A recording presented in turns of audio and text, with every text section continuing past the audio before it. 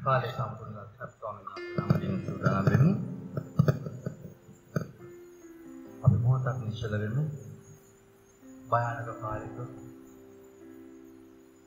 මාර බය ආපු යුගයක ස්වාමීන් වහන්සේ දරුවෝ කියලා බුදුන්වහන්සේව නම දෙන්න බුදුන්වහන්සේ වරම් දී තිබෙනවා.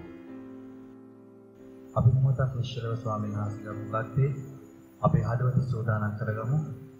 ආහත පොළොව මැවූ මේ විශ්වයේ මැවුම් කරවානන් වුණා සර්ව බලධාරී ස්වාමීන් වහන්සේව නම දෙන්නට.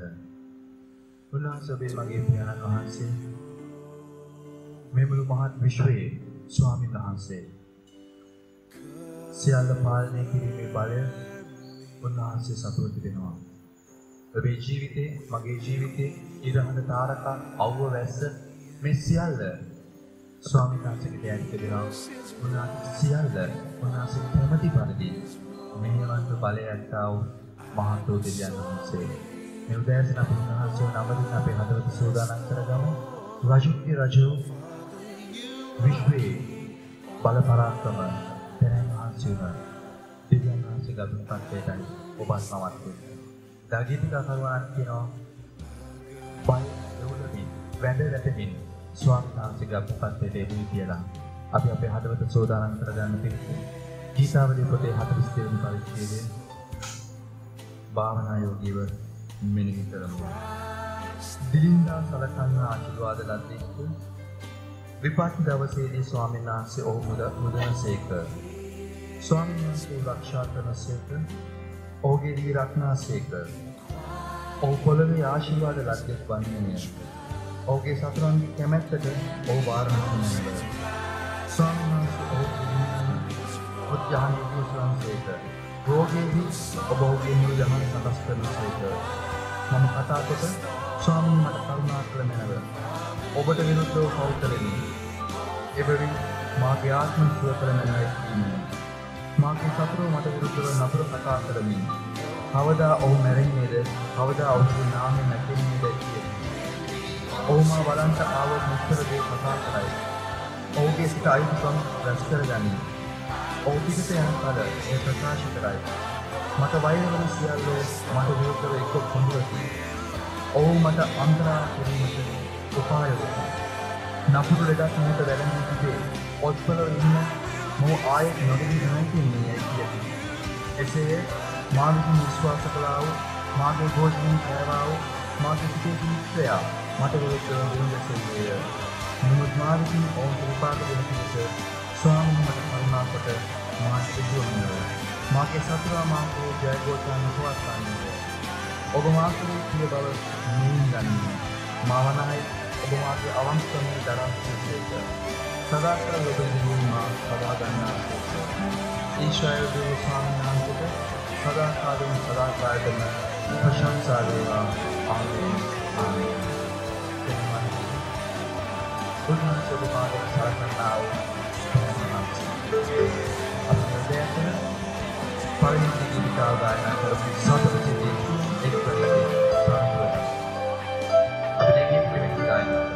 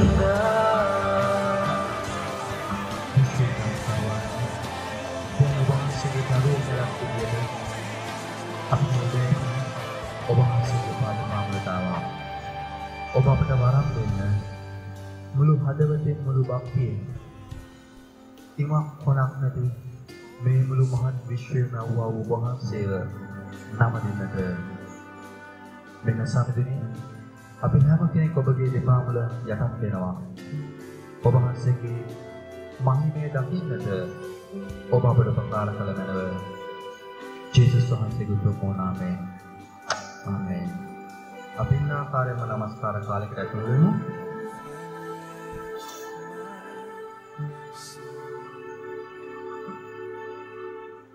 සුබදසරක් ඔබ සියලු දෙනාටම ස්වාමී යේසුස් ක්‍රිස්තුස් වහන්සේගේ නාමයෙන් ඔබ සියලු දෙනාම ඉතාමත් ආදරයෙන් සහ ගෞරවයෙන් මේ කාලය සඳහා පිළිගන්නවා. ඉතින් අපි හැමෝම මේ ස්ථානට ඇවිල්ලා ඉන්නේ අපි විශ්වාස කරන ජීවමාර්ග ගණනාංශ නමස්කාර කරන්න. පෞල්තුමා එක් අවස්ථාවකදී පෞල්තුමා හිරගෙදර දාලා අපර ධම්මල් දාලා පෞල්තුමාට කිසිම බලාපොරොත්තුවක් නැති වෙලා ඉන්න මොකද පෞල්තුමා කියනවා ප්‍රීති වෙන්න විතර ප්‍රීති වෙන්න. ඉතින් පෞල්තුමා ඒ වගේ අවස්ථාවකදී පෞල්තුමා කියනවා ප්‍රීති වෙන්න කියලා. මේ ගෙවි යන දිනවල අපේ ජීවිතවල සමහර විට ප්‍රීති වෙන්න බැරුව යන කාරණාවයි. මේ කරගෙන අවසන්කටත් එක්ක ජීවිතේ ජාම නැති වෙලා ආර්ථිකයේ විදවැඩිලා බොහෝ වෙනස් වීමකට අපි මේක බයිබලයේ කියනවා ප්‍රීති වෙන්න කියලා. පක්ෂද අපි ප්‍රීතිය කියන්නේ මේ භෞතික දේවල් වලට නෙවෙයි ප්‍රීතිය කියන්නේ. අපි හැම කෙනෙක්ම ජීවිතේ විශ්වාස අපේ දැස් කියන්නේ. ඊටාවදී අමේරිකන් පරිචයෝ දවල්වල කියනවා ස්වාමී ක්‍රිස්තුගේ පිළිම මහෝත්සවයන්හි ඔබගේ නාමයට ප්‍රශංසා ගීතයෙන් ආවන්තේ. දසෙන්ද වීණාවෙන්ද උදා වීණාවෙන්ද මහා වීණාවෙන්ද දරු ශබ්දයෙන්ද උදේ ඔබගේ කරුණා ගුණ සෑම රාත්‍රියේම ඔබේ විශ්වාසමත් ප්‍රකාශ කිරීමේ හබත. මක්නිසාද ස්වාමීනි ඔබගේ ක්‍රියාවෙන් ඔබ මා සන්තෝෂ කරසේද. ඔබගේ හස්ත කර්මාන්ත ගැන ප්‍රීති ප්‍රශංසා කරන්නේ. ස්වාමීනි ඔබගේ ක්‍රියා කොපමණ මහත්ද. ඔබගේ කල්පනා ගැඹුරුය. මේ මොහොතේ අපි හැම කෙනෙක්ම අවස්ථාවක් කරගමු දෙවියන් වහන්සේට නමස්කාර කරන්න. අපි කල්පනා කරලා බැලුවොත් අපේ ජීවිතවල මේ මොහොත වෙනුවට දෙවියන් වහන්සේ කෙතරම් යාපත්‍ය කරලා ඇද්ද. පසුගිය කාලේ මේ ස්ථානෙට එන්න කලින් අපේ ජීවිතේ දෙවියන් වහන්සේ පිළිගන්න කලින් අපි මොන වගේ අයද? නමුත් උන්වහන්සේගේ ගැළවීම අප සමග ලැබුණට පස්සේ උන්වහන්සේ අපේ ජීවිතේ කෙතරම් යාපත්‍ය කරාද? අපිට ලැබෙන්න පුළුවන් උපරිම ජීවනාව සදාකාල ජීවනය උන්වහන්සේ අපිට ගෙන දුන්නා. මේ මොහොත අපි උන්වහන්සේව ප්‍රශංසා කිරීමට අවස්ථාවක් කරගන්නවා. අනිත් හැම දවසකම වැඩි අපි අද දවසේ උන්වහන්සේ ප්‍රශංසා කරනවා. පක්ෂද උන්වහන්සේ ආපත් දෙවියන් වහන්සේ අපි අපේ මුඛයේ මොනවද පිරුණු කරගෙන උන්වහන්සේ නමස්කාර කරනවා. දෙවියන් ඔබට ස්තුතිවන්ත වෙනවා මේ උදෑසන නිසා. පෙර ඔබට ස්තුතිවන්ත වෙනවා මේ කාලය නිසා. මේ කාලේට අපි හැම කෙනෙක් නිසා මේ ස්තුතියි ස්වාමී. ජීවිතේ බලාපොරොත්තුවක් නැතුව ස්වාමී මේ මොහොතේ යම් යම්සි වාතාවරණයකින් ඉන්න හැම කෙනෙක් ගැන ඔබට ආඥා කරනවා ස්වාමී.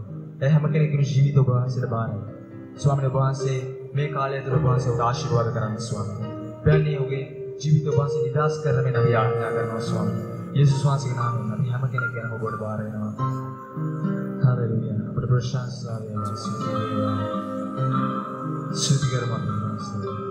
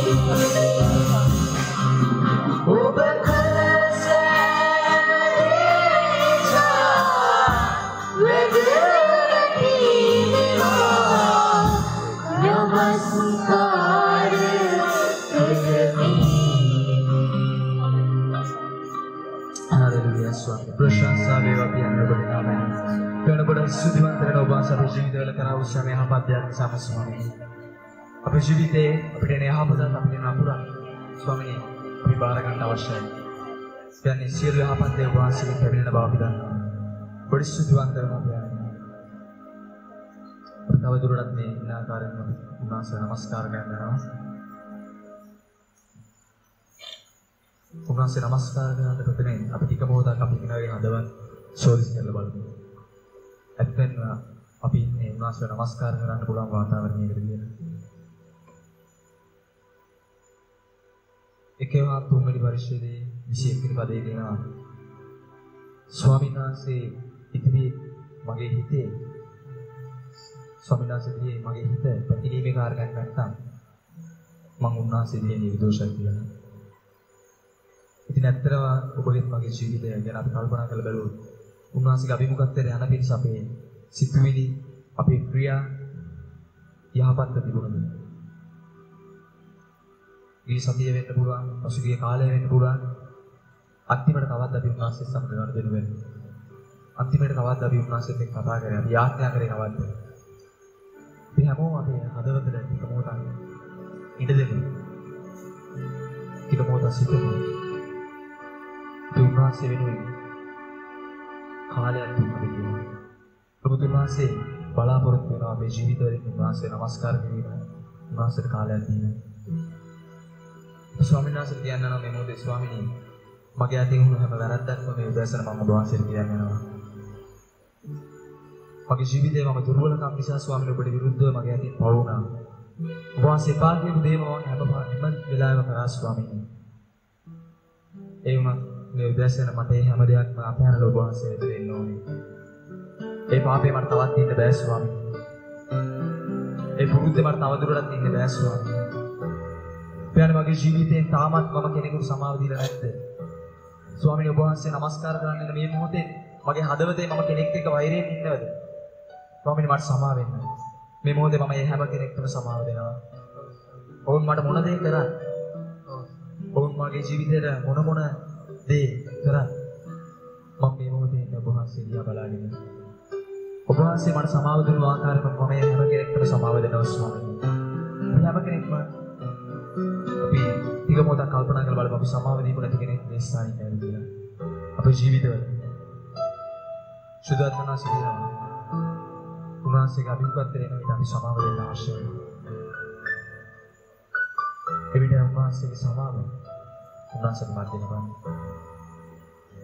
හalleluya.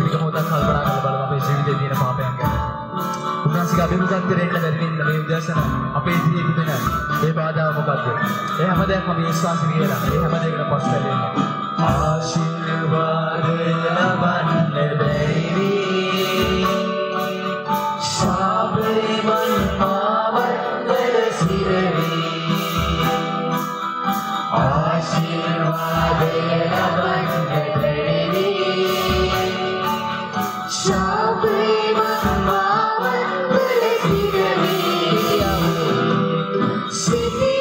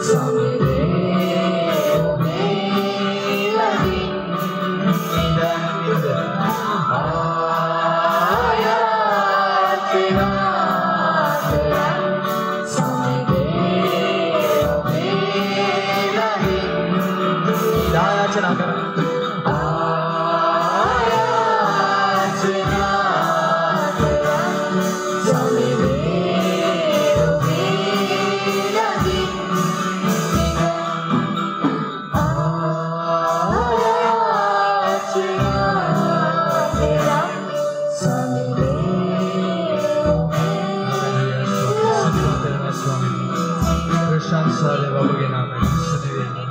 පියාණන් මේ උදෑසන අපි හැම කෙනෙක්ම ඔබ ඉදිරියේ ඉඳගෙන පියාණන් අපි හැම කෙනෙක්ම ඔබ වහන්සේලා ආයාචනා කරනවා. ස්වාමීන් අපේ ජීවිත ඔබ වහන්සේට වාර කරනවා සම්පූර්ණයෙන්ම. ස්වාමීන් අපි අතින් හැම වැරැද්දක්ම ඔබ වහන්සේට කියා දෙනවා ස්වාමීන්. ඒ හැම දෙයක් නිසා අපිට සමා වෙන්න. යේසුනේ ඔබගේ ලේ අපි එක්කව සෝදානම් පවිත්‍ර සැබෑ හදවතකින් ආශිර්වාදයෙන් නමස්කාර කරන ඔබ වහන්සේට ස්වාමීන්. පියාණන් තවමත් ආශිර්වාද ලබන්න බැරුව අපේ ජීවිතේ තිබෙනා පාපයන් ස්වාමීන් අපි ඉරලා ඉන්න ඔබ වහන්සේට පියාණන් හැම දෙයකින් ඔබ වහන්සේ අපේ නිදහස් කරන්න. ආශිර්වාද මේ උදෑසන ඔබට බාර හැම කෙනෙකුම උන්වහන්සේට බාර දෙන්න. ශාබමන් මාවත්තල සිරවි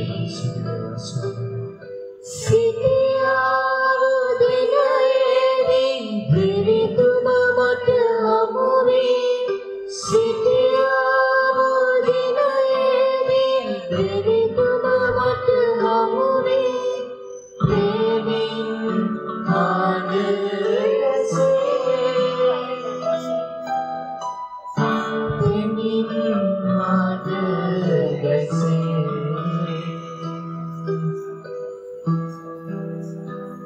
Haleluya. Dewan Nasir प्रशंसा देवा. कितने विश्वास करना दुनिया वे पापड़ समाव दुनिया गेला. Haleluya. प्रशंसा देवा स्वामी बगैना सुधी देवा. ताऊ दुर्ड़ा तभी नाम से नमस्कार करना. नमस्कार करना देवन नासिर प्रशंसा मध्य वेडवासन नाव देवन नासिर. अपने जीवित मध्य बालवत्ते करना नाव देवन नासिर. देवशनी के ना उन्नासे प्रशंसा लाभंड वाटी नाव देवन नासिर गेला. उन्नासे बनाए आत्मा के उन्नासे नमस्कार करना निश्चित आत्मे ना सबे कमी उन्नासे नमस्कार करेंगे दीजिए इनमें उद्देश्य ना भी अवस्था करेगा मुझे देना उन्नासे नमस्कार करना उन्नासे प्रशंसा करना कसुम महिमेला बाटे बाटी ना उदेव्या उन्नासे शुद्ध उदेव्या उन्नासे यो यार इधर सबे ना उदेव्या उन्नासे यो राप आप शुरू करना उदेव्या उन्नासे यो शालम अपलागी ना उदेव्या उन्नासे यो रोई अपने मध्य पिंगा ना उदेव्या उन्नासे यो अशम्मा उदेव्या उन्नासे या मैं उन्नासे नमस्कार बेगी दिखा दूँगा प्रशंसा करें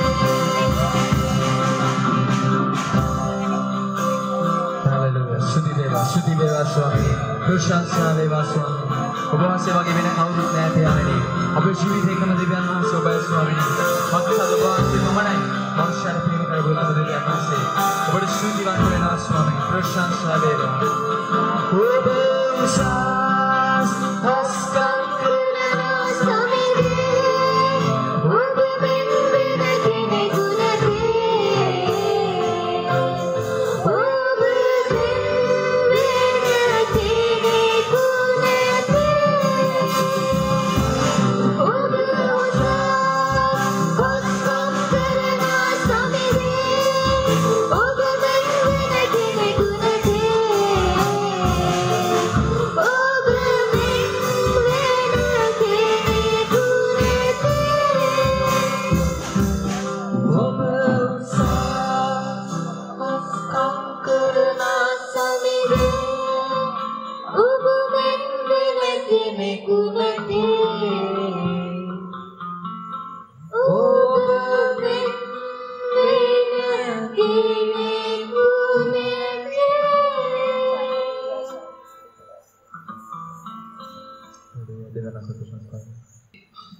කාන්තාර ගමනක බයිබලයේ එක් පරිච්ඡේදයක එක් කොටසක එක් සිදුවීමක් ගැන අපි දිගටම අධ්‍යයනය කරගෙන ආවා.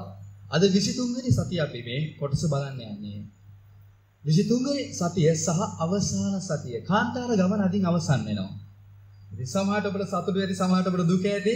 හැබැයි අදින් පස්සේ අපි වෙනත් දේශනාත් එක්ක වෙනත් පණිවිඩත් එක්ක අහුම්කම් දෙන්න යනවා. ඒ නිසා කාන්තාර ගමන නැත්නම් බයිබලයේ පරණ කිව්සුමේ කේන්ද්‍රීය සිද්ධියක් තමයි, මූලික සිදුවීමක් තමයි ඊශ්‍රායල් සෙනග මිසරේ වහල්ලා හිටපු ඊශ්‍රායල් සෙනග පොරොන්දු දේශයේ දක්වා අවුරුදු 41ක කාන්තාර ගමනක් ගියා.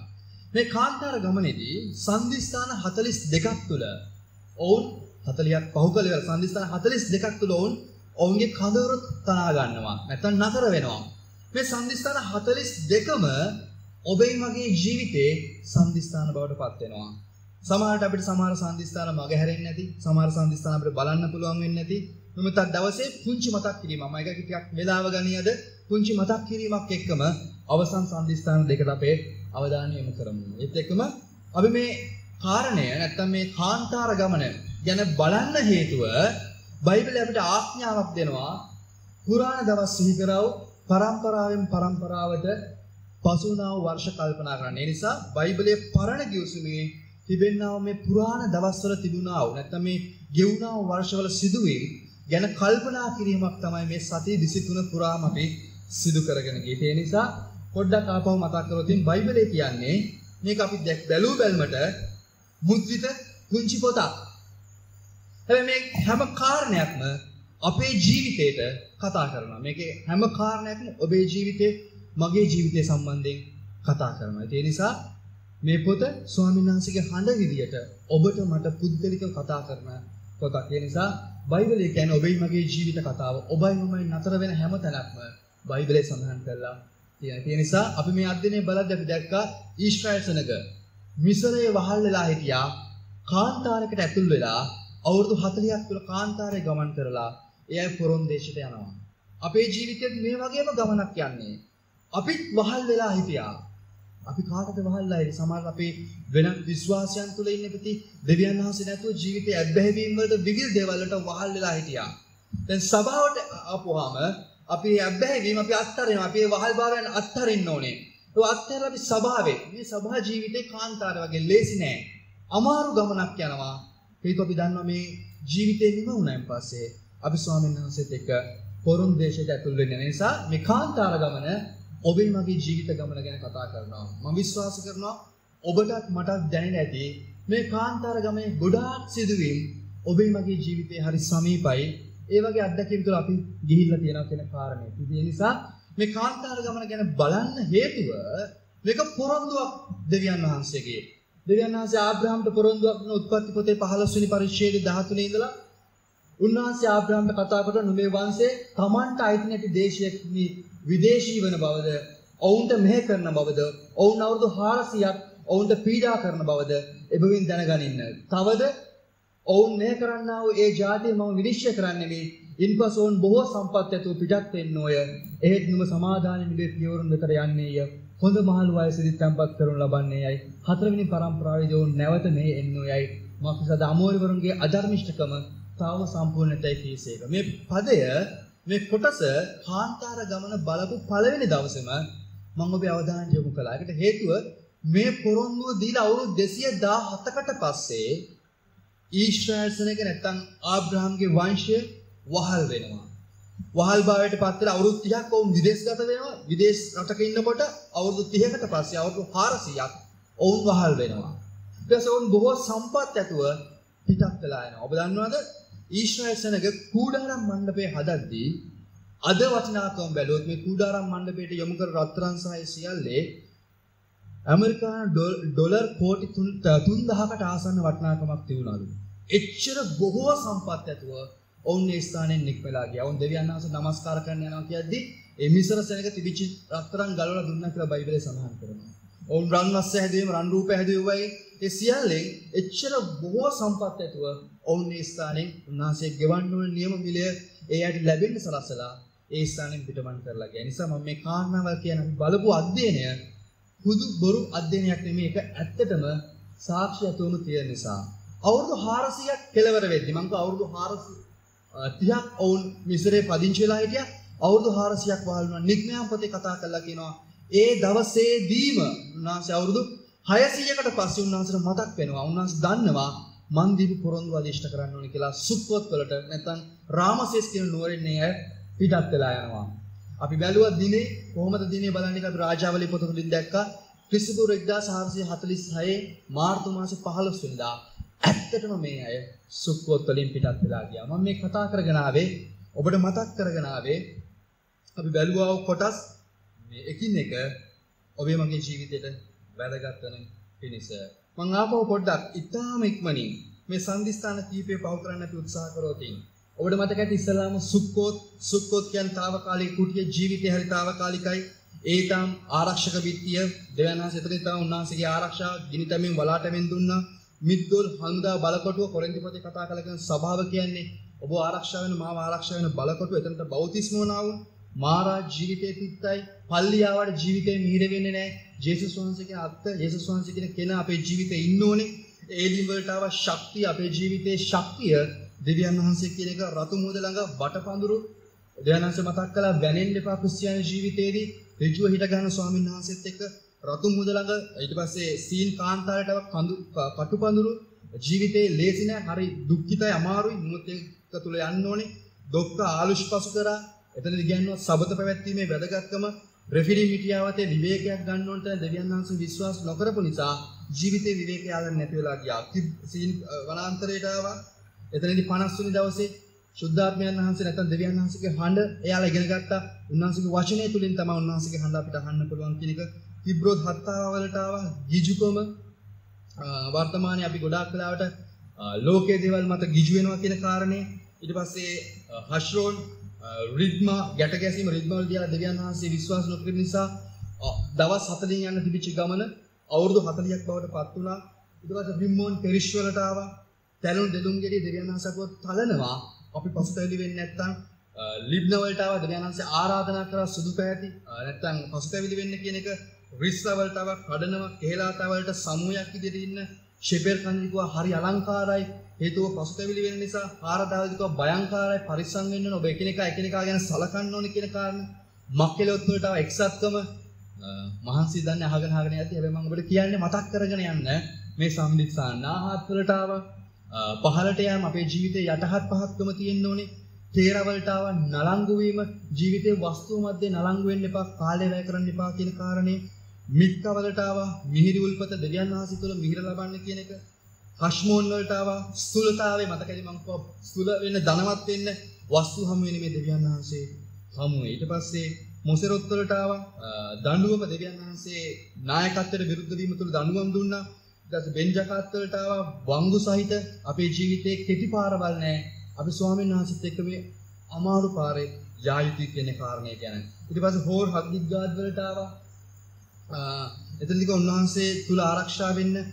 ඊට පස්සේ ජොඩ්බතා වලට ආවා සන්තෝෂයෙන් ඉන්න කියන එක, විවස්ථාවල තුල ප්‍රීති වෙන්න කියන එක, අභිනෝරා වලට ආවා ගමනාගමනේ අපේ ජීවිතේ කොයි සම්දිස්ථානයේ තියෙන කෙනෙක් ගැන කල්පනා කරන්න ඕනේ.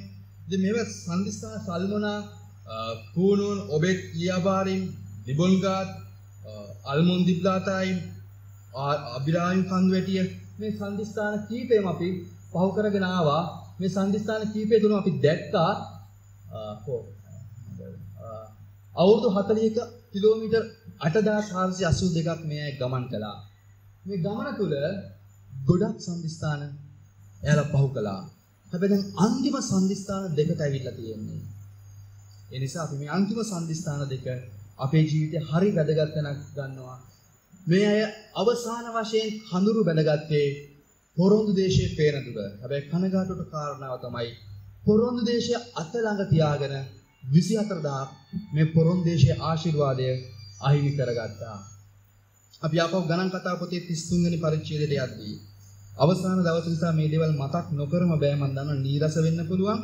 නමුත් අපි ඉක්මනින් මේ කොටසට ගියොත් ගණන් කතාව 33 වෙනි පරිච්ඡේදයේ 48 49 පදවල තමයි අපිට හම්බ වෙන්නේ අවසාන සම්දිස්ථාන දෙක. ගණන් කතාව 33 වෙනි පරිච්ඡේදයේ 48 49 පදවල මෙන්න මේ ආකාරයෙන් සඳහන් කරනවා. අල්මෝන් දිබ්ලෝතායි මෙන් පිටත්ව ගොස් නෙබෝ කන්ද ඉදිරිපිට අබාරිම් කඳුවල කූඩාරම් ගසාගත්ෝය. අබාරිම් කඳුවලින් පිටත්ව ගොස් යෝර්දාන අසබඩ යෙරිකෝ ළඟ මෝවත් සමභූමියේ කූඩාරම් ගසාගත්ෝය. මෙය පොරොන්දු දේශයට අඩිය තියන්න පෙර ආපු අවසාන සන්ධිස්ථානය තමයි මෝවබ් මිටියාවත. මෙන්න මේ ස්ථානයේ තියෙන්නේ පොරොන්දු දේශයේ පේන දුරෙන් තව අඩි කිහිපයක් නැත්නම් පොඩි දුරක් යද්දි පොරොන්දු දේශය. මෝවබ් මිටියාවත මේ තියෙන මෝවබ් මිටියාවත. හරි ලස්සන තැනක්. හැබැයි මෝවබ් කියන නම ඔබට මතක් වෙද්දී ඔබේ මනස සමහර අවස්ථාවලදී උත්පත්ති පොතට නැවත යනවා ඇති. මෝවබ් මිටියාවත ගැන දෙවියන් වහන්සේ කියනවා මෝවබ් වරුන්ගෙන් වතුරවත් කිසිම දෙයක් තුල සතුටු වෙන්න යන්න එපා. මෝවබ් වරුන්ගෙන් ඈත් වෙලා ප්‍රතික්ෂේප වෙලා ඉන්න කියලා. මෝවබ් වරුන් බිහි වෙන්නේ ලොත්ගේ දරුවන්ගෙන්. ලොත්ගේ දූවරු ලොත් සමග එකතු වීමෙන් බිහි වුණා වූ දරුවෝ දෙවියන් වහන්සේක ප්‍රතික්ෂේප කරපු නිසා ලොත්ගේ දරුවන්ගෙන් බිහි වුණා වූ මේ වංශයේ එහෙම ප්‍රතික්ෂේප වුණා. මේ වංශය ගිහිලා මෝවබ් දේශයේ නැත්නම් ලොත්ගේ දූවරු මෝවබ් දේශයේ පදිංචි වෙනවා. මේක අපිට උත්පත්ති පොතේ 19 වෙනි පරිච්ඡේදයේ 33 37 පදවලදී අපිට දකින්න පුළුවන්. මේ මෝවබ් දේශයට ආවන් පස්සේ සිදු වුණා වූ සිදුවීම ගැන අපිට බයිබලයේ ගණන් කතා පොතේ 23 24 25 පදවල දකින්න පුළුවන්. සිදුවීම් ගණනාවක් මේ මෝවබ් කියන සන්ධිස්ථානයේදී සිදු වුණා. දැන් මේ තව ටික වෙලාවකින් පොරොන්දු දේශයට යන්නේ. ලොකු ගමනක් ඇවිල්ලා. තව ටික කාලෙකින් එයාලගේ උරුමය, එයාලගේ අවසාන සන්ධිස්ථානයට යනවා. අපේ ජීවිතයේ සමහර අවස්ථාවල තව ටික දවසකින් අපි ඇතුල් වෙයි පොරොන්දු දේශයට. ඔබ හෝ මම ඉක්මන් වේවි. කවුරු අපි උන්වහන්සේ තුල ඉන්න නම් අපි පොරොන්දු දේශයට යන්න සූදානම් වෙනවා. ඒතර මේ පොරොන්දු දේශයට යන ඔන්න මෙන්න තියද්දී පොරොන්දු දේශයේ ආශිර්වාදයේ අහිමි කරගත්ත සෙනගක් මේ ස්ථානෙට හිටියා. ඔබ හිතන්න අවුරුදු 40ක් තුල පයින් ඇවිදලා කිලෝමීටර් 8000 ගාණක් මුළු ජීවිත කාලෙම ඇවිදලා තමන් බලාපොරොත්තු වෙමින් සිහිනමවමින් හිටපු පොරොන්දු දේශයේ ආශිර්වාදය අතළඟ අහිමි වුණොත් කොහොමද? මේ පොරොන්දු දේශයේ ආශිර්වාදය අතළඟදී අහිමි කරගන්නවා. අපි මොහොතකට පෙරලගත්තොත් ගණන් කතා පොතේ 23 වෙනි පරිච්ඡේදයට මම මාර්ථකාවලට විතරක් යන්නම්. මම කතන්දරය ඔබට කියන්නම්. ගණන් කතා 23 වෙනි පරිච්ඡේදයේදී අපිට හම්බ වෙනවා බාලාම්ගේ අනාගත වාක්‍ය සම්බන්ධයෙන්. ඔබ දන්නවා බයිබලයේ තියෙන භූමියක් ලව්වා. නැත්නම් කොටලුවෙක් ලව්වා. දෙවියන් වහන්සේ කතා කෙරෙව්වා. බාලාම්ගේ අනාගත වාක්‍ය සම්බන්ධයෙන් අපිට හම්බ වෙන්නේ මේ මෝවබ් දේශයේදී. සෙනග මෝවබ් දේශයට ආපු වෙලාවේ බාලක් කියන රජතුමා මේ මෝවබ් කියන ප්‍රදේශයේ රජව හිටියා. රජතුමා දන්නවා මේ එන්නා වූ සෙනග 18,000ක මේ සෙනග හරි ප්‍රබල සෙනගක්. ඒ නිසා මේ එන සෙනගට මුහුණ දෙන පිණිස බාලාම් කියන දිවසිවරයා වෙතට පණිවිඩ කරුවෙක් යවනවා මේ සෙනගට සාප කරන්න කියලා. මේ සෙනගට සාප කරන්න කියලා දිවසිවරයෙක් යවනවා. 22 වෙනි පරිච්ඡේදෙදි ගියොත් 22 වෙනි පරිච්ඡේදයේ 18 වෙනි පදයේදී අපි දකිනවා බාලාම්ගේ පිළිතුර මේ ශාපය සම්බන්ධයෙන්. 22 වෙනි පරිච්ඡේදයේ 18 වෙනි පදේ කතා කරලා කියනවා බාලාම් බාලාගේ සේවකයන්ට උත්තර දෙමින් බාලක් තමාගේ ගේ පුරවා රන් රිදී මට දෙතත් අඩුව හෝ වැඩිව හෝ කරන්ට මාගේ දේව ස්වාමීන් වහන්සේගේ වචනේ ඉක්මවා යා නොහැක්කෙමි කීසේක. මොකද සිද්ධ වෙන්නේ? ශාප කරන්න කියලා බාලක් බාලාම්ට ආරාධනා කරනවා දෙවියන් වහන්සේගේ දරුවන්ට. බාලාමුත් දෙවියන් වහන්සේ අදහපු කෙනෙක්. උන්වහන්සේගේම සෙනග අතර හිටපු උන්වහන්සේගේම දරුවෙක් වුණ උන්වහන්සේ විශ්වාස කළා වූ කෙනෙක්ට අන්‍ය ජාතියේ පිටස්තරයෙක් කියනවා මේ ඔබේ සහෝදරයට සහෝදරීන්ට සාප කරන්න. දැන් බාලාම් උත්තර දෙනවා මම ඕන දෙයක් කරන්නම්. හැබැයි ස්වාමීන් වහන්සේගේ නියෝගය යටතේ. සෙනෙහවන්තනේ ඔබේ මගේ ජීවිතේ පොරොන්දු දේශය අහිමි වෙන එක තැනක් තමයි ස්වාමීන් වහන්සේගේ දරුවන්ට විරුද්ධව ස්වාමීන් වහන්සේගේ දරුවන් නැගිටීම. ඒ නිසා ඔබට මට අවසරයක් නැහැ. ඔබේ මගේ සහෝදරයාට විරුද්ධව සාප කරන්න හෝ හතුරුකම් කරන්න හෝ තිත්තකම් කරන්න හෝ පලි ගන්න හෝ ලෝකයටත් විරුද්ධවත් බෑ. ඒත් එක ඔබ මතක තියාගන්න ඔබේම සහෝදරයන්ට විරුද්ධව නැගිටින්න ඔබට මට බලයක් නැහැ. ඔබටත් මටත් බලයක් නැහැ. බයිබලයේ බාලම් හරි වැදගත් ප්‍රකාශයක් කියනවා. දෙවියන් වහන්සේ දෙන සීමාවෙන් එහා මම කිසිවක් කරන්නේ නැහැ. මේ පණිවිඩය අරන් බාලාක් ළඟට බාලාගේ සේවකයෝ ටික යනවා. බාලා ආපහු සේවකයන්ව සූදානම් කරලා කියනවා නෑ මම රන් රිදී මේ සියල්ල ඔබට දෙන්නම්. ඔබ දෙවියන් වහන්සේගෙන් අහන්න. මේ වෙලාවේ දෙවියන් වහන්සේගෙන් බාලාම් අහනවා. මං සාප කරන්න දෙපාද? දෙවියන් වහන්සේ පළවෙනි වතාව එපා කියනවා. දෙවෙනි වතාව ආයෙ හැමෙන් පස්සේ කියනවා යන්න මේ සේවකයොත් එක්ක. මේ සේවකයොත් එක්ක යන්න කිව්වන් පස්සේ කොටලුවෙක් සූදානම් කරලා කොටලුවගේ පිටුඩ නැගලා බාලාම් යනවා. දැන් දෙවියන් වහන්සේ මොකක්ද කියන්නේ කියලා බලන්න. මේ කොටලුව මගදී කුලප්පු වෙලා දේව ස්වාමීන් වහන්සේගේ දූතයා දැකලා එහාට මෙහාට පද්දලා බාලාක්ව බිම වට්ටන්න හදනවා. බාලාම් බිම වට්ටන්න හදනවා. බාලාම්ට පහරක් එල්ල කරනවා. බාලාම් කරන දේ කොටලුවට ගහන්න පටන් ගන්නවා. කොටලුව කතා කරනවා ඒ වෙලාවේ. කතා කරලා කියනවා මොකක්ද මේ ඔබ මට කරන්නේ? බාලාමන ඔබ මොකක්ද මට කරන්නේ? එතකොට කියනවා ස්වාමීන් වහන්සේ ඔබට වරක් කිව්වා මේ දේ කරන්න එපා කියලා. ඒ වචනේ ඔබට ස්ථිර නැද්ද? ඇයි නැවත නැවත මේ දේ මහන්නේ? සිනේවන්තනේ කිතුරුවන් කෙනෙක් දුර්වලකමක් මේකයි. වරදක් පාපයක් උන්වහන්සේ වරක් ඇඟෙව්වයින් පස්සේ ටික කාලයක් ගියයින් පස්සේ මේ වරද පාපය ආපහු කරන්න පෙළම වෙනවා. බාලාම්ට ඒ සිද්ධ වුණා. බාලාම් තීරණයක් ගත්තා නෑ මම මේ දේ කරන්නේ ස්වාමීන් වහන්සේ මට මේ දේ කරන්න එපා කිව්වා. හැබැයි නැවත ටික දවසක් ගියන් පස්සේ ආයෙ අහනවා ස්වාමීනි මම මේක කරන්නද? සිනේවන්තනේ ඔබේ මගේ ජීවිතේ මේ සම්දිස්ථාන ඕන තරම් තියෙන්න පුළුවන්. අපි තීරණ ගන්නවා ස්වාමීන් වහන්සේ මම ආයෙ මේ වගේ වරදක් මම ආයෙ මේ වගේ දෙයක් කරන්නේ නැහැ ස්වාමීනි මම ඔබගේ හන්ට කීකරු වෙනවා. හැබැයි ටික කාලයක් ගිහිල්ලා ස්වාමීන් වහන්සේට ගිවිස ගත්තත් ආපහු කියන ස්වාමීනි මම මෙහෙම දෙයක් කරනවා. මම අනේ ආපහු අර පාපෙටම අපේ ජීවිතය ඇවිල්ලා තියෙනවා. ඒ නිසා සිනේවන්තනේ මතක තියාගන්න. දෙවියන් වහන්සේ කියනවා එකම දේ උන්වහන්සේ පැහැදිලිව කිව්වයින් පස්සේ නැවත නැවත උන්වහන්සේගෙන් ඒ සම්බන්ධයෙන් ਵਿਚාරණයක තීරණයක් නෑ. බාලාම් කිව්වා එපා. හැබැයි ටික දවසක් ගියාම ආපහු බාලාම් අහනවා ස්වාමීනි මම මේ දේ කරන්නද? ඒ නිසා සිනේවන්තනි ඔබේ පොරොන්දේශයේ ගමන උන්වහන්සේ කියපු විදිහට ඔබත් මමත් ගමන් කරන්නේ නැත්නම් නැවත නැවත අපි ඒ තැන්වල නම් ඉන්නේ අපි සැලකිලිමත් වෙන්න ඕනේ. තව සිදුවීමක් වෙනවා. මේ පොරොන්දේශය අහිමි කරගන්න තවත් එක්තරා සිදුවීමක් තමයි මේ කොටසේ තව ටිකක් ඉදිරියට යද්දී ඔබ දකිනවා. මෙතනින් පස්සේ මෝසෙස් ඇත්තටම මැරෙනවා.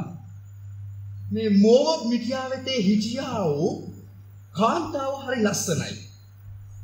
මෝවබ් ස්ත්‍රීන් ලස්සනයි. ලස්සනයි කියන්නේ ඔබත් එක්ක සංසන්දනය කරොත් ලස්සන නැති වේවි. හැබැයි ඊශ්‍රායල් සෙනගත් එක්ක බලද්දී ඒ අය ලස්සනයි. ඒකට හේතුව අවුරුදු 40ක් තිස්සේම මේ අය ඇවිදලා අවුවට කරකුට්ටන් වෙලා අනේ පිච්චිලා වෙහෙසිලා මන්න කියන කෑම විතරක් කාලා බොහොම රළු මිනිස්සු බවට පත් වුණා. දැන් මේ අය දිහා කවුරුත් බලන්නේ නැහැ. අතුණක් බලන්නේ නැහැ කලු කට්ට කලෙක් නිකන් වැහැරිලා ගිය මිනිස්සු දිහා ප්‍රසන්නතාවයකින් බලන්න හිතෙන්නේ නැහැ. දැන් ඊශ්‍රායල් සෙනගට එහෙම හැඟීමක් නැහැ. දැන් මේ මෝවබ් මිටියාවතට එද්දී මෝවබ් මිටියාවතේ හිටියා වෛශ්‍යකම් කරන ස්ත්‍රී. දැන් මේ වෛශ්‍ය ස්ත්‍රී මේ දුක් විඳලා අමාරුවෙන් ජීවිත අවුරුදු ගාණක් පයින් ආපු පුරුෂයන් මත කැරකෙන්න පටන් ගන්නවා. බයිබලයේ කතා කරලා කියනවා කුඩාරම් මණ්ඩපයේ පිටිපස්සේ දෙවියන් වහන්සේගේ වැඩ කිරීම තියෙද්දි එඩිතරව ඔවුන් සමග වැරදි ආකාරයේ බැඳීමක් ඇති කරගන්නවා. ඒක අපිට දකින්න පුළුවන් වෙන්නේ 25 වෙනි පරිච්ඡේදයේ. 25 වෙනි පරිච්ඡේදයේදී ඊශ්‍රායල්ගේ අනාචාරය හා රූප වන්දනාව ඊට දඬුවම්. 25 වෙනි පරිච්ඡේදයේ පළවෙනි පදයේ කියන ඊශ්‍රායල්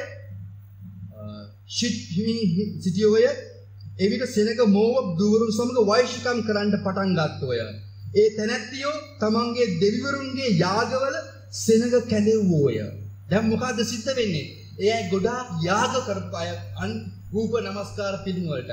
ඊශ්‍රායල් සෙනග තමන්ගේ ගැලුම් කරවානන් වෙච්චි මෙච්චර අමාරු ජීවිතයක උන්වහන්සේ සියල්ල සපයලා ගිනා වූ සෙන දෙවියන් වහන්සේව අත්හැරලා අර ස්ත්‍රීන්ට තියෙන ලැබිකම පෙරේතකම නිසා ආසාව නිසා දෙවියන් වහන්සේගේ නියෝග අත්හැරලා ඒ අන් ස්ත්‍රීන් කියපු නියෝග වලට අන් දේවතා රූප වලට පුදන්නට යනවා.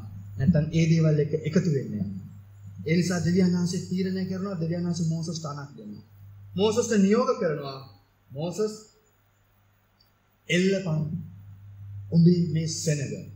මෙතන කතා කරලා කියන මේ නායකයෝ අතරත් මේ වගේ දෙවියන් වහන්සේ එපා කියපු දේ කරන සෙනගිටිය කියලා. ඒ නිසා ස්වාමීන් වහන්සේගේ උදහස ඊශ්‍රායලට විරුද්ධව ඇවුලුනේ ස්වාමීන් වහන්සේ මෝසස්ට කතා කොට සෙනගගේ සියලු නායකයන් රැගෙන ස්වාමීන් වහන්සේගේ තද උදහස ඊශ්‍රායල කෙරෙන් පහවන පිණිස ඔවුන් ස්වාමීන් වහන්සේ නිසා සූර්යයා ඉදිරිපිට එල්ලාපන්නේ කීවේ. ගිනි මද්දානේ එල්ලලා තියන්න මේ මිනිස්සු මෙච්චර පාපයක් කරනවා නම් කියනවා. අනේ මෝසස්ට මේක කියද්දි මෝසස් කියන අපෝ බෑ ස්වාමීනි. ඒ මිනිස්සු ඊට පස්සේ මට විරුද්ධව කැරලි ගහයි. මට නම් බෑ මේ අයව මරන්න. මට නම් බෑ මේ අයව එල්ලන්න. දෙවියන් වහන්සේ කිව්වා එල්ලපන්, දඬුවම් කරපන්, වැරද්ද පෙන්නපන්. නායකයට කියද්දි නායකයා කියන අපෝ බෑ ස්වාමීනි. මිනිස්සු මට විරුද්ධ වේවි. මොකක්ද සිද්ධ වෙන්නේ? එලියාසර් ආරෝන්ගේ පුත්‍රයා එයාට ඇහෙනවා කූඩාරම් මණ්ඩපයට ඇතුලේ දෙන්නෙක් එකතු වෙලා ඉන්නවා. ස්ත්‍රියක් සහ පුරුෂයෙක්. හෙල්ලයක් අරන් ගිහිල්ලා අයිනෝ මේ දෙන්නම හරහා යන පිණිස. බයිබලේ තව පොඩ්ඩක් පල්ලෙහාට ගියොත් 8 වෙනි පදේ දක්වන ඊශ්‍රායල් මිනිසයන් පස්සේ කූඩාරමට ඇතුළු වී ඊශ්‍රායල් මිනිසයාගේද ඒ ස්ත්‍රියගේද බඩද සිදුරුවන ලෙස ඒ දෙදෙනාටම ඇන්නේය. එවිට ඊශ්‍රායල් පුත්‍රයන් කෙරෙන් වසංගතය නැවතුණේය. සිනහවන්තනේ එක සම්දිස්ථානයයි මෝසස්ට යන්න තිබුණේ. එක සම්දිස්ථානයයි මේ සෙනගට යන්න තිබ්බේ. හැබැයි පාපය හමුවේ, තමන්ගේ රසය හමුවේ, තමන්ගේ ආසාව හමුවේ, තමන්ගේ తాවකාලික පිනායාම හමුවේ, තමන්ගේ මුළු ජීවිත කාලයම වෙහෙසින් මහන්සියෙන් වතුරේ දාගත්තා. ගොඩක් අය ඉන්නවා. ක්‍රිස්තියානි ජීවිතය අවුරුදු ගාණක් හරි භක්තිවන්තව ගෙවනවා. අනේ එක සම්දිස්ථානයකදී පුංචි තැනකදී වරද්ද ගන්නවා. ස්වාමීන් වහන්සේගේ මාර්ගයේ ඉවත් වෙනවා. සමහරට අන්‍ය විවාහයන් කරගන්න තැනට යන්න පුළුවන්. සමහර විට වෙන දේවල් එක්ක එකතු වෙන්න පුළුවන්. අසම සමරේ සහභාගී වෙන්න පුළුවන්. තමන්ව පිනවන පිණිස රහස් පවුවලට යොමු වෙන්න පුළුවන්. බැලුමට හොඳ ක්‍රිස්තියානි ජීවිතයක්. හැබැයි පොරොන් දේශීය අයට අහිමිලා. මෙතන කතා කරලා කියලා තව පල්ලෙහාට එනකොට 25 වෙනි පරිච්ඡේදයේ 9 වෙනි පදයේදී වසංගතෙන් මැරුණු අය 24000ක් කියලා. දෙවියන් වහන්සේ වසංගතයක් කියනවා. මේ අද වගේම වසංගතයක් කියනවා. ස්වාමීන් වහන්සේගේ මිනිසුන්ගේ හැසිරීම යහපත් නොවන නිසා. මේ වසංගතෙන් එක දවසක 24000ක් සෙනග මැරෙන්නේ නැහැ. දෙවියන් වහන්සේගේ සෙනග අවුරුදු 40ක් තිස්සේ උන්වහන්සේ ගෙනා වූ සෙනග ඔබේ මගේ ජීවිතේ අපි අවුරුදු ගාණක් මුළු ජීවිත කාලෙම පල්ලියේ හිටියත් සභාව තදින් අල්ලන් හිටියත් දේශනා කරත් නමස්කාර කරත් සංගීතයේ මේ වේවත් මොන දේ කළත් සෙනෙහවන්තේ සභාවට කොච්චර ලැබි වුණාද කොච්චර කාලයක් හිටියද ස්වාමීන් වහන්සේට එකඟ නැති දේ කරන්නේ අනේ තරුණ ළමයි පොඩ්ඩක් නිශ්ශබ්ද වීම හොඳේ මේ ඔබ කතා කරද්දී අනිත් අයටත් බාධාවක් මටත් බාධාවක් ඔබටත් බාධාවක් ඒ නිසා අවසාන මොහොතේ හතර ගන්න එපා කොරුන් දේශයට යන්න චුට්ටි වෙලාවයි තිබ්බේ ඒ අධිගණ වහන්සේගේ හඬි වචනෙන් ඈත් වෙනවා ඒ නිසා සෙනෙහවන්තනේ ඔබේ මගේ ජීවිතේ ක්‍රිස්තියානි ජීවිතේ නැති කරගන්න එපා කොරුන් දේශය අහිමි කරගන්න එපා අවසාන මොහොතේදී ඔබ උන්වහන්සේ තුළ ලබන්න ඕන උරුමය ලබන්න උත්සාහ මෝබ් දේශයේ හරි සුන්දර තැන. හැබැයි උන්වහන්සේ අකමැති දේවල් ගොඩක් සිද්ධ වෙච්ච තැන. 24000ක් සෙනග නැතිව ඔවුන් පොරොන්දු දේශයේ සීමාවට අඩිය තියෙනවා. ඊළඟ සම්දිස්ථානය මෙන්න මේ ස්ථානය. එතෙන්දී පොරොන්දු දේශයට ඇවිල්ලා මෝසස් මෙතනින් නම් මෝසස් කියන්නේ නැහැ. හේතුව මෝසස් පවා දෙවියන් වහන්සේ කියපු දේ නොකල නායකයෙක් බවට පත් වුණා. ඒ නිසා මෝසස් නැතුව යොෂුවගේ නායකත්වයෙන් මේ අය ඊළඟ සම්දිස්ථානයට ඇතුල් වෙනවා. මේ යොෂුව කියන නම තමයි ජේසුස් කියන නමමයි. යොෂුව කියන එකේ ග්‍රීක පරිවර්තනය තමයි ජේසුස්. යොෂුව කියන වචනේ තේරුම දෙවියන් වහන්සේ ගැලුම් කරුවා නම්. ඔව් යේසුස් කියන්නේ අපේ දෙවියන් වහන්සේ ගැලුම් කරුවා නම්. ඒ නිසා යොෂුවට පුළුවන් වුණා මෝසස්ට බැරි වුණ විවස්ථාවට බැරි වුණ ගමන පොරොන්දේශයට ගෙන යන්න.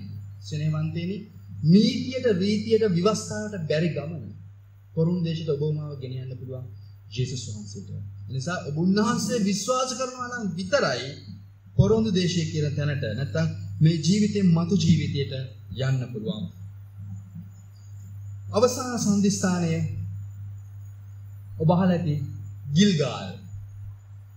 ගිල්ගාල් තිබේ ජෝර්දාන් ගඟෙන් එතර. මේ ගිල්ගාල් 42 වෙනි සම්දිස්ථානය. ගිල්ගාල් කියන නමේ තේරුම තමයි වහල්කමේ අපකීර්තිය ඉවත් කළා. වහල්කමේ අපකීර්තිය ඉවත් කරා කියන එක තමයි ගිල්ගාල් කියන නමේ තේරුම. අපේ අන්තිම සම්දිස්ථානය පොරොන්දේශේ කරා යන ගමන. හැබැයි ඔබ බැලුවොත් ගණන් කතා පොතේ 33 වෙනි පරිච්ඡේදයේ ගිල්ගාල් නැහැ. ගිල්ගාල් තියෙන්නේ යොෂුවා පොතේ 4 වෙනි පරිච්ඡේදයේ 19 වෙනි පදයේ. අවසාන සම්දිස්ථානය යොෂුවා පොතේ 4 වෙනි පරිච්ඡේදයේ 19 වෙනි පදයේ. ඒ ස්ථානේ කතා කරලා කියනවා මෙසේ සෙනග පළමුවෙනි මාස 10 වෙනි දා යෝර්දානෙන් නැගී යවුත් ජෙරිකෝට නැගෙන දිශාවේ ගිල්ගාල්හි කඳවුරු තනා ගත්තෝය. ඇයි මේ දිනේ දාන්නේ? මේ වෙනකොට ක්‍රිස්තු පූර්ව 1446 පිටත් වෙච්ච ගමන ඇත්තට අවුරුදු 40ක් නෙමෙයි 41ක් යාලනවා. ඒකට හේතුව තමයි මාස ගාණක් යාලා ඇවිදිනවා ස්වාමීන් වහන්සේ විශ්වාස කරගෙන. අර අවුරුදු 40ක් වැඩි වෙන්නේ එක දිනකට එක අවුරුද්ද ගන්න. ඒ නිසා අවුරුදු 41කට ආසන්න කාලයක් එනවා. හැබැයි 10 වෙනි මාසේ මේ ස්ථානට ගියා කියලා බයිබලයේ සඳහන් කරනවා. 10 වෙනි මාසේ තමයි පාස්කු බැටළුවව වෙන් කරන මාසය. දැන් මේ ගිල්ගාල් වලට එනකොට තමන්ගේ රැළෙන් දෙවියන් වහන්සේගෙන් වෙන්වීමක් සිද්ධ වෙන්න ඕනේ. ස්නේහවන්තනි පොරොන්දු දේශයට යන්න නම් ඔබ දෙවියන් වහන්සේ වෙනුවෙන් වෙන්වීමක් වෙන්න ඕනේ. ඔබට ලෝකෙත් එක්ක මිශ්‍ර වෙලා පොරොන්දු දේශයට යන්න බෑ. ඒ නිසා ගිල්ගාල් වලදී සිදුවීම් කීපයක් සිද්ධ වෙනවා. ගිල්ගාල් වලදී අවුරුදු 40ක්ම චර්මච්ඡේදනය නොකළ අය චර්මච්ඡේදනය කරනවා. චර්මග්‍රහය කපලා අයින් කරනවා. බයිබලයේ කියන ගල් පිහි සාදාගෙන උන් චර්මග්‍රහය කැපුවෝය. හේතුව චර්මග්‍රහය කපන එකෙන් සංකේතවත් කළා වෙන් වෙනවා දෙවියන් වහන්සේ වෙනුවෙන්. පොරොන්දු දේශයේ අතළඟ පොරොන්දු දේශයේ පේනවානේ. හැබැයි සභාව තුල හැබැයි උන්වහන්සේගෙන් ඔබයි මමයි වෙන් වෙන්නේ නැත්තම් ඔබයි මගේ ජීවිතේ උන්වහන්සේ වෙනුවෙන් දෙන්නේ නැත්තම් ඔබයි මගේ ජීවිතේ උන්වහන්සේත් එක්ක සම්බන්ධ වෙන්නේ නැත්තම් අනිත් දේවල් අත්හැරලා වෙන් වෙන්නේ නැත්තම් පොරොන්දු දේශය ලබන්න බෑ. සිනේවන්තයනි ගොඩක් අය අහන ප්‍රශ්නයක් තියෙනවා. අවුරුදු ගානක් ක්‍රිස්තියානි ජීවිතේ හාස්කම් කළා, වර්ෂිප් ලීඩ් කරා, දේශනා කරා, ලෙඩ සුව කරා, යක්කු දුරු කළා. එයා ගැලීම ලැබලාද නැද්ද? දෙවියන් වහන්සේ වෙනුවෙන් වෙන්විච්ච ජීවිතයක් ගත කරන්නේ නැත්නම් එයා ගැලීම ලැබන්නේ. සිනේවන්තයනි ඔබට බැයි නම් ස්වාමීන් වහන්සේ වෙනුවෙන් දෙයක් කැප කරන්න. උන්වහන්සේගෙන් ඔබේ දවසේ එක කාලයක් කැප කරන්න. මම ඔබෙන් අහන්න යන්නේ නෑ. ඔබ කී දෙනෙක් ඇත්තටම ස්වාමීන් වහන්සේත් එක්ක යාඥාවේ ජීවිතයක් ගත කරනවද කියලා. ඔබට මේ උන්වහන්සේගෙන් වෙන් වෙන්න කාලයක් නැත්තම් පොරොන්දේශයේ තුල ඔබට අත්දැකීම ලබන්න හැම වෙන එකක් නෙමෙයි. මම දන්නවා ඔබ මම ටීවී බලන්න හරිද මේ දවස්වල ප්‍රවෘත්ති දෙරණේ බලනවා, ITN එකේ බලනවා, සියතේ බලනවා, ඔක්කොගෙම බලනවා. එකම පුවත්පත, එකම ප්‍රවෘත්තිය. හැබැයි අපි බයිබලයේ එකම කතාව කියවන්න කැමති නෑ. අර දෙවනිනිම තියෙනවා. ඊට පස්සේ එතන ගියාම අර අනාථ දරුවන්ගේ මමුතු හවුර තියෙනවා. ඔය ඔක්කොම අපි බලනවා. අපිට ඒවට කාලේ තියෙනවා. හැබැයි දෙවියන් වහන්සේට කාලේ නෑ. බයිබලෙ පැහැදිලිව කතා කරලා තියෙනවා. මේ අය වෙන් වෙන්න ඕනේ පොරොන්දේශය ලබන පිණිස. බයිබලෙ කතා කරලා කියනවා සිහිවටන ගල් 12ක් අරන් යන්න කියනවා පොරොන්දේශයට. දෙවියන් වහන්සේ ඊශ්‍රායල් සෙනඟට අණ කරනවා 19 වෙනි පදේ ඉඳලා බැලුවොත් ගල් 12ක් අරගෙන පොරොන්දේශයට යන්න. මේ ගල් 12 ගිහිලා පොරොන්දේශයට තියන්න. මොකටද? මොකටද ගල් 12 තියන්න කිව්වේ? නුඹලාගේ පුත්‍රයෝ අහනකොට මේ ගල් මොනවටද කියලා කියා දෙන්න දෙවියන් වහන්සේ ඔබේ මගේ ජීවිතේ කර තිබෙන දේ. මම ඔබෙන් අහන්න යන්නේ ඔබට දරුවෝ ඉන්නවා නම්, ඔබට සහෝදර සහෝදරයෝ ඉන්නවා නම්, ඔබට මිත්‍රයෝ ඉන්නවා නම්, ඔබ කියලා තියනවද දෙවියන් වහන්සේ ඔබේ මගේ ජීවිතේ කර තිබෙන දේවල්? දෙවියන් වහන්සේ ඔබේ මගේ ජීවිතේ පුදුම ගමනක් ගෙනිච්ච දේ කියලා තියනවද? මම සමහර අය අහලා තියෙනවා, සමහර අලුතෙන් කෙනෙක් ආවොත් පල්ලියට ටග්ගා ළඟට ගිහලා ඒ ජීවිතේ පරණ කතාව කියනවා. මම අද මේ තැනට ආවේ මෙන්න මේ නිසායි. මේ සභාවේ ඉන්න සමහර අය කියලා තියෙනවා මම පල්ලි යනවා, ඒකට හේතුව මම මෙන්න මේ කෙනා දැක්කා, ඒ කෙනා එහෙම යහපත් ජීවිතයක් ගත කරන නිසා මම දන්නවා පල්ලියේ වැරදි තැනක් නෙවෙයි.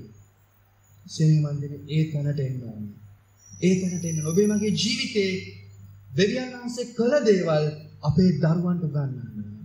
හැබැයි අපි සමහරවස් අපේ දරුවෝ ඉස්සරහ කතා කරන්නේ, මම ඇතුළුව අපේ දරුවෝ ඉස්සරහ සමහරට කතා කරන්නේ පල්ලියේ තියෙන අඩුපාඩු, වැරදි මේ දේවල් විතරයි. ඒක ඔබේ දරුවන්ට අපි කරන සාපයක්.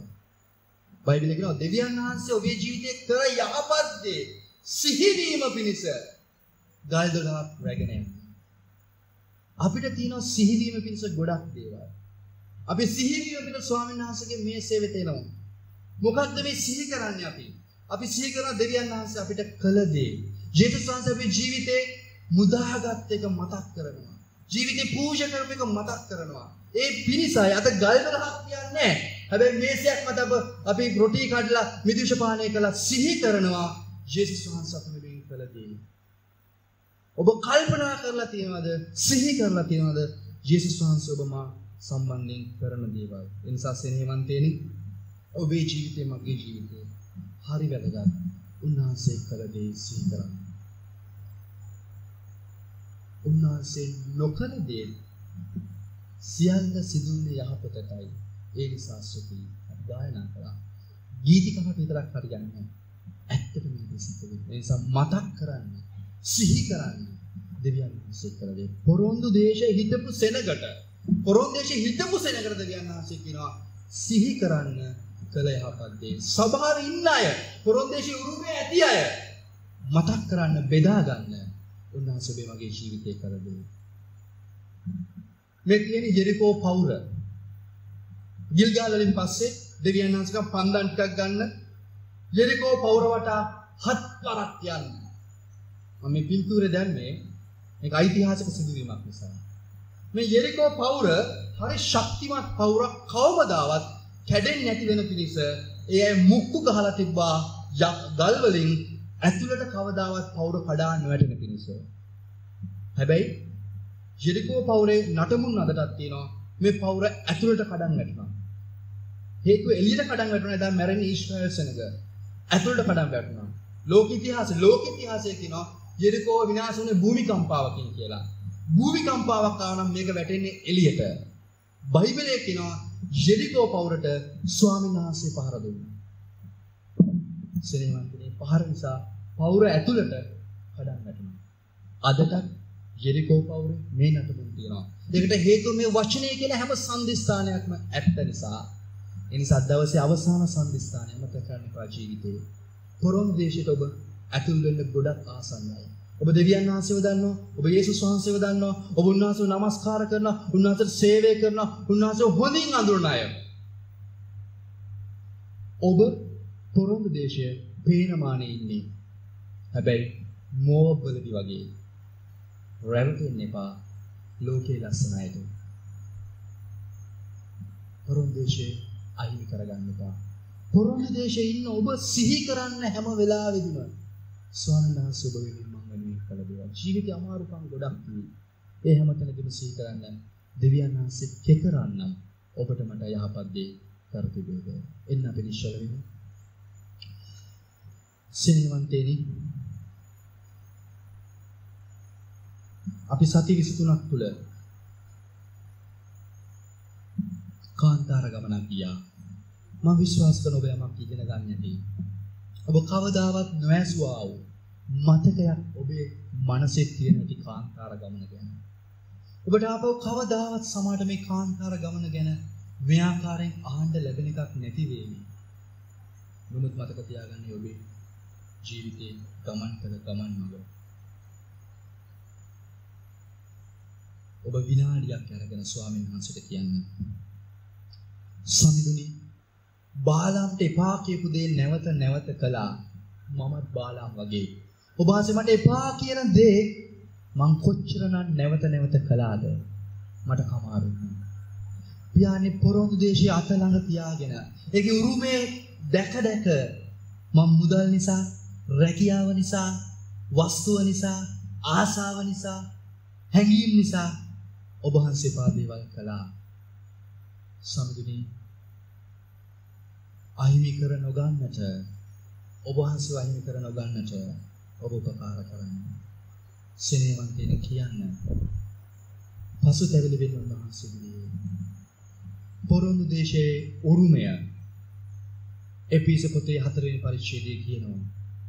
සියලු ස්වර්ගීය ආශිර්වාදවලට ඔබ උරුමකාරයන් කරන ලද්දේ කියලා. ඔබ දැනටමත් පොරොන්දු දේශයේ උරුමය ලබලා තියෙන්නේ. දැන් උන්වහන්සේ කියනවා සිහි කරන්න එපා. සිහි කරන්න එපා. උන්වහන්සේ නොකළ දේවත් ඔබේ වෙන කාරණාවක්වත් සිහි කරන්න ස්වාමීන් වහන්සේ ඔබට කළ දේ. ඔබ කල්පනා කරලා බලන්න සෙනෙහවන්තනි මේ මොහොත අරගෙන මීට අවුරුදු 10කට 15කට 20කට කලින් ඔබ කොහෙද හිටියේ? ඔබේ දෙමාපියන් කොහෙද හිටියේ? ඔබේ ගෙවල් දොරවල් කොයි ආකාරයේද තිබුණේ? ඔබේ ජීවිතේ කොච්චර කඳුළු හලපු තැන් තියෙනවද? මිනිස්සු ඔබ එපා කරපු තැන් තියෙනවද? බැනපු තැන් තියෙනවද? හැබැයි උන්වහන්සේ අද ඔබ සරසලා තියෙනවා. අද මිනිස්සු ඔබට ගරු කරනවා. අද ක්‍රිස්තියානිකාරකම නිසා සැබෑ ක්‍රිස්තියානිකාරයෙක් නම් ඔබට මිනිස්සු ප්‍රශංසා කරනවා ඇති. සිහි කරන්න දෙවියන් වහන්සේ ඔබේ ජීවිතේ කළ දේවල්. මේ නිශ්චල වෙලාවේ ඔබ උන්වහන්සේට කියන්න. සමිඳුනි සිදු සියල්ලට කමා වෙන්න. මම ඔබට ස්තුති කියනවා ඔබ මාව ගෙනල්ලා තියෙන තැන ගැන. සෙනෙහවන්තයනි උන්වහන්සේ ඔබ මෝඩයෙක් කළේ නෑ, අන්ධයෙක් කළේ නෑ, අබ්බගාතයෙක් කළේ නෑ, රෝගියෙක් කළේ නෑ. ස්වාමීන් වහන්සේ ඔබව පුදුමාකාර ගමනක් යනවා. දයාවන්ත දෙවියනි අපි ඔබට ස්තුතිවන්ත වෙනවා මේ කාන්තාර ගමන ගැන. පියාණන් ඔබ වහන්සේ මට දුන්න වගකීම මම ඉෂ්ට කරන්න උත්සාහ කළා. ඔබ මට කියා දුන්නේ, ඔබ මට එළිදරව් කළ දේ මම ඔබගේ දරුවන්ට උගන්වන්නට උත්සාහ කළා.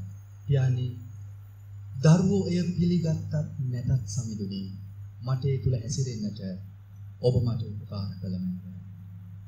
දෙවියන් වහන්සේ එක්කෙනෙක්ගේ ජීවිතය තුළ අරිශුද්ධාත්මයයි මේ ගමන ඔබ වහන්සේ ගලක කෙටුවාසේ කොටලා තබන්න. ජීවිතේ හැම සම්පස්ථානකදීම කල්පනා කරන්නට උපකාර වෙනවා. එයානි කැප වෙන්න ඔබ වහන්සේ තුල ඔබ වහන්සේ තදින් අල්ල ගන්න ඔබ උපකාර කළමැනව. ජේසුස් වහන්සේගේ තුන් නාමයෙන්. ආමේන්. මම විශ්වාස කරනවා මේ සති 23 ඔබ හොඳ ගමනක් යන්නේ නැති කියලා, දෙයක් ඉගෙන ගන්න නැති කියලා. ස්වාමීන් වහන්සේ ස්තුතිවන්ත වෙනවා උන්වහන්සේ. ඒ වරක් ප්‍රසාදය ඔබට දුන්නේ ගැන උන්වහන්සේ තුළ මට උන්වහන්සේ මේ කාරණා කතා කරන් දුන්නේ ගැන. අපි ලබන සතියේ ඉඳලා අලුත් ගමනක් යන්න උත්සාහ කරමු. මම බලාපොරොත්තු වෙන සති කීපයක් වෙනත් කාරණා කීපයක් ඔබත් එක්ක බෙදාගෙන නැවත මේ වගේ පෙළපත් නාමයන් තුළ ගමනක් යන්න. ඒ නිසා දවසේ අපි අවසන් දීපිකාව කියලා මේ කාලය අවසන් කරමු. වෙනදා වගේම සම්මාදන් එකතු කරන්න ඔබ ළඟට එන්නේ නැහැ. ඒකට හේතුව සමහා සභාවෙන් දීතිය නියෝග අපි ඉෂ්ට කරන්න ඕනේ. ඔබ දකින සුදු පාට රෙදිකඩක් දාලා වාජනයක් තියෙනවා. වාජනේ උඩින්ම ඔබ රෙදිකඩ උස්සලා ඔබ ස්වාමීන් වහන්සේ වෙනින් සූදානම් කළා වූ දීමනාවල් බාර කරන්න පුළුවන්. අපි අවසන් දීපිකාව ගායනා කරමු. කැපවෙමි සමිඳුනි මා ඔබ නමට. මේ වචන හරි වැදගත්. ඒ ස්ථානේ කතා කරලා කියනවා මෙලොවින් ලැබෙන සම්පත එපා කරන්නේ. ඔබහට කරන සේවය මිහිරි සැපතයයි සමිදේ.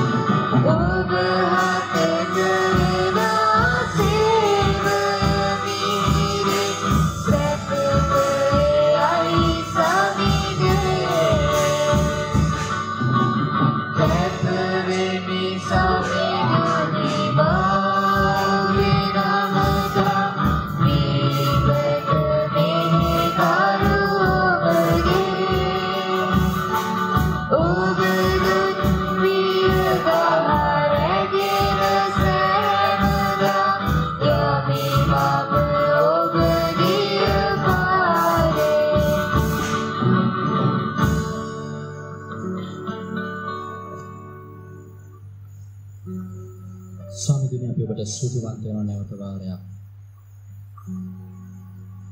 පියාණන් අපි ලෝකයේ අඳුරේ මම මුලා වෙලා හිටියා.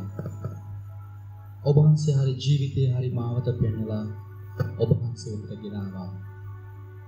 ස්වාමීන් මෙලව සම්පත මෙලව සැපත නෙවේ. ඔබ වහන්සේ තුල කරන සේවයේ මිහිරි ලෙස පිළි අරගෙන ඔබ වහන්සේගේ මිහිරි පූජාවක් වෙන්න ඔබ අපට වරම් දුන මැනව. ඔබගේ දරුවන් දුන්නා වූ දීමනා ගැන ස්තුතිවන්ත වෙනවා. පැන සභාව යන අමාරුකම හමුවේ ඔබ වහන්සේ ඒ ආශිර්වාදයක් කළ මැනව. ඔබ වහන්සේගේ දරුවන්ට ආශිර්වාද කළ මැනව. යන්නේ රටේ අයහපත් තත්ත්වය හැම ඔබ වහන්සේගේ පුදුමාකාර රැකවරණය ඔබ වහන්සේගේ දරුවන් සමග ලැබුණ මැනව. නැවත වාරයක් ඔබට බාර කරනවා. විභාග වලට මුහුණ දෙන්නා වූ දරුවෝ හැම කෙනෙක්ට ඔබ ආශිර්වාද කළ මැනව. යන්නේ රැකී ආරක්ෂා කරන්නා වූ අය ඔබ වහන්සේට බාර කරනවා. යන්නේ ඔබ වහන්සේ ඔවුන්ගේ ආර්ථිකයන් යහපත් කරන අතර ඔබ වහන්සේගේ දිව්‍ය කරුණාව ආරක්ෂාව සුවය ඔහුගේ ජීවිතයේ ලැබුව මැනව. ආර්ථික වශයෙන් අමාරුකම් වල ණයබරින් ප්‍රශ්නවල යන අය ඔබට බාර කරනවා. ඔබ වහන්සේ ඉක්මන් විසඳුම් වුන්ට ලබා දෙමින් ඔබ වහන්සේ නිදහස් කළ මැනව. නැවත වාරයක් ඔමාශව යන්නේ විදේශගත වෙලා ඉන්නා වූ හැම කෙනෙක්ම පැණි කරුණෙන් ටික පුතාවක් දෙවෙනි ප්‍රාණියන් ටික පුතාවක් බාර කරනවා. ඔවුන් මැද ඔබ වහන්සේ පුදුමාකාර ලෙස ක්‍රියා කරමින් සුව කළ මැනව. අද මේ සංතාව හැම කෙනෙක් ගැන ස්තුති. පැණි ඔබගේ මග යන්නට ඔබ අප හැම කෙනෙක් ආශිර්වාද කරනවා. ජේසුස් වහන්සේගේ තුන් නාමයෙන් ආමෙන්. ආශිර්වාදේ බාර ගන්න. ස්වාමීන් වහන්සේ නුඹට ආශිර්වාද කරන ඔබ ආරක්ෂා කරන සේක්වා. ස්වාමීන් වහන්සේ සෝකයේ මුහුණ ඔබ කෙරෙහි ඔසවා නුඹට සමාදානය දෙන සේක්වා. ස්වාමීන් වහන්සේ සෝකයේ මුහුණ ඔබ කෙරෙහි බබලවා නුඹට කරුණා කරන සේක්වා. පියෝ දෙවියන් වහන්සේගේ ප්‍රේමය පුතු යේසුස් ක්‍රිස්තුස් වහන්සේ කරුණාවත්